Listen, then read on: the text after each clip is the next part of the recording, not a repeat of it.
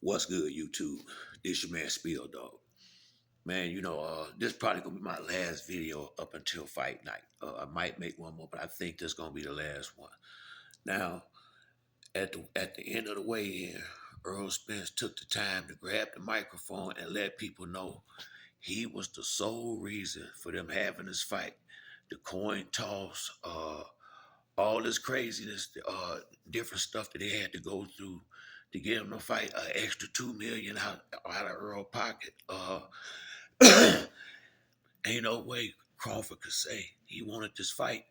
When you look at these, if anybody else but Earl Spence, these are unacceptable demands from the A-side fighter. Completely unacceptable demands, and it's what it was giving him reasons to not come out there and fight. So, in my opinion, when you hear and you see that bullshit we saw yesterday, a coin flip to see who come out first, all this, this is that's childish and little kid, that's bullshit. That's, this is what his ego needed. The boy already been out the ring 15 months, waiting on you. Gave you extra money. You just kept on, and all he wanted Spence to do was say no so he could turn the fight down. That's just the shit that's probably been going on all this time in the negotiations that Al Heyman was not going.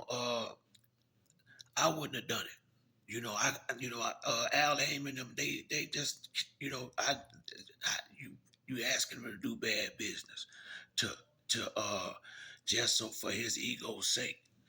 It's ridiculous. And the fact that Earl was willing to do all of this uh, stuff right here just to have this fight, you think he worried about he can't beat this dude? It ain't. There ain't no doubt on Spence's side. All the doubt is on the other side. If you ask my opinion, when Crawford came out, he was out of character. The jumping around and the stuff he was doing, that ain't. Usually he coming out like the tough guy before a fight. Mean mugging and ice grilling. He doing a lot of grinning and smiling because Spencer just. It's like I said, he wanted. That's goes to show you how bad he want that belt over there. And Crawford gonna take that belt off and hand it to him. That's what he gonna make him do. He gonna make him undress, take that belt off right there in the center of that ring, and hand it to him. And don't get me wrong. I, you know, Crawford is he's a great champion, and the fight should be made, but at the same time, reality got to kick in at some point, and Spence just what Spence did was not let him out of this fight. It sounded to me like he was just gonna keep on asking for shit until Spence said no to something, so he could say, "Well, we ain't fighting." And another thing, I think the biggest mistake Spence made was saying that he didn't want to fight nobody else but Terrence Crawford. You really gave up a lot of your negotiation leverage right there to some degree that would embolden somebody to do this kind of shit, what he did. Don't get me wrong, man. I understand everybody want to be treated fair, but this a lot of this stuff was just, just, and it would have been unacceptable if I was his manager or something like that. I couldn't have had nothing to do with that. I couldn't have went that far just to please another fighter's ego. But this just goes to show you how bad Earl want to finish what he started. He said this years ago. And then to be honest with you, Bo Mack sometimes should listen to what he say. He tell on himself to some degree. Like he said, they should have never let Terrence grow up into the weight. Well, Spence is not like y'all needing to do this dirt, petty shit and need these little advantages to go in here and fight. Spence want a straight up fight. Crawford don't want to. He really don't want to fight this boy.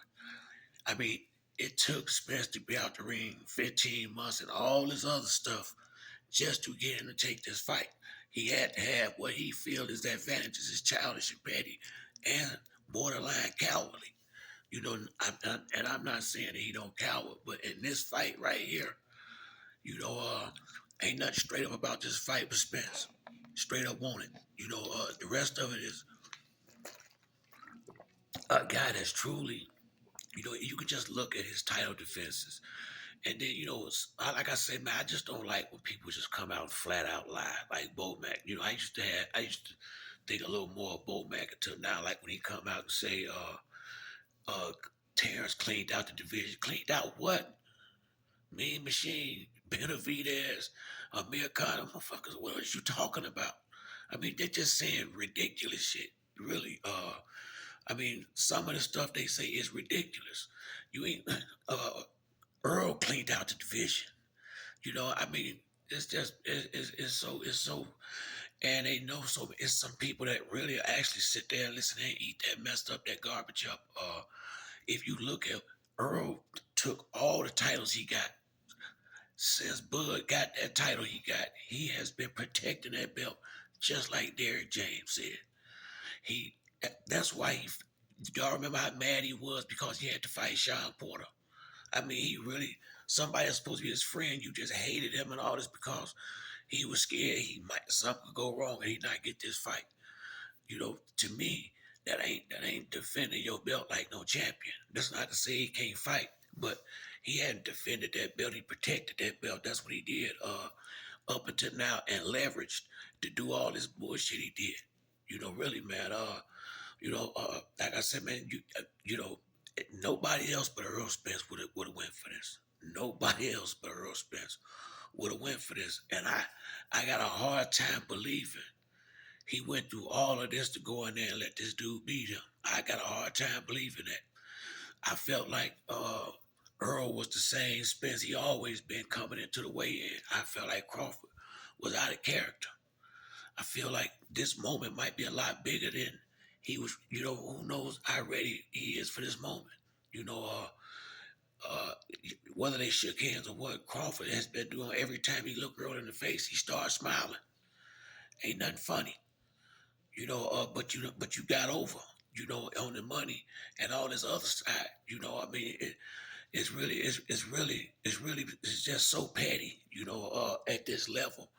And and Earl, he need a pat on the back for not being petty too, and doing what me and any other sensible businessman would have did, and moved the hell on to somebody else, and just had to leave that one belt behind. And had he done that, I got the funny feeling Crawford might have started chasing him.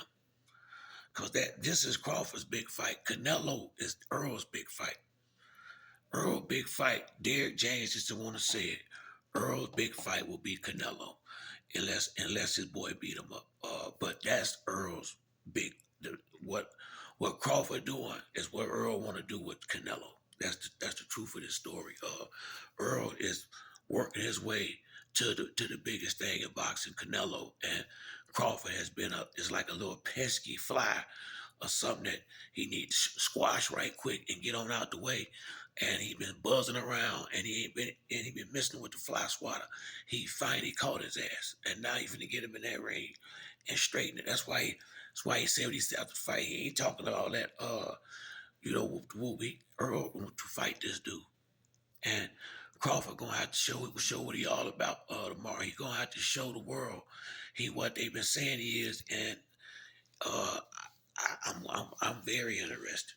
I think Earl is gonna do him pretty much like Ugas, or just like all the rest of them. It ain't gonna be that much different, unless Crawford got a chin, and then it'd be similar to Sean Porter fight. But I don't see that. I think it's gonna be more like the Ugas fight or the Danny Garcia fight. I really do. I think it's gonna be something like that. The guys, all Sean Porter, Ugas, Danny Garcia, Mikey Garcia, Lamont Peterson. That's the same level Crawford is on, the exact same level. All them dudes is the exact same level as Terrence Crawford. And Earl has beat every single one of them except him and Keith Thurman. Real talk. Uh, Kell Brook, all them dudes. Kell Brook, Sean Porter, Lamont Peterson, uh, Bud Crawford, Mikey Garcia went at the time. He was top 5 pound for pound when Earl fought him.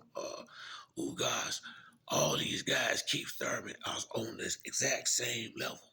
And this is the only level Earl been fighting on since Chris Algieri. Every fight he had has been this level. Terrence stayed up a level up under him. Benavidez, Mean Machine, Amir Khan, Jeff Horn, uh, Kell Brook after he was whooped up good. The Sean Porter fight was the best one on his resume, in my opinion. But the truth of the matter is, I want to see how fighting lesser competition gonna help you against the guy that's fought the upper echelon competition. All his fights has went 12 rounds with three of them, and you've been getting all these knockouts with these lesser fighters. What happened if we get in the deep water? I don't even think we're gonna get there. But what happened if we get in the deep water? Can he swim? I don't even think he know can he swim on this level or not. Cause you don't know till you did it, till you do it. Spence has done it with with these caliber guys several times and came out on top.